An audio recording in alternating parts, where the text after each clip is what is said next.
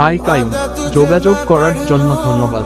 আপনার গ্র্যান্ড প্রাইজটির ব্যাপারে আমরা আমাদের থার্ড পার্টি ভেন্ডরের কাছে আপনার তথ্যগুলো পাঠিয়েছি এবং ডেলিভারির ব্যবস্থা করতে আপনার সাথে যোগাযোগ করার অনুরোধ জানিয়েছি। আমি বিষয়টি নিবিড়ভাবে পর্যবেক্ষণ করছি। আপনার ধৈর্যের জন্য ধন্যবাদ। শুভেচ্ছান্তে, মিশেল।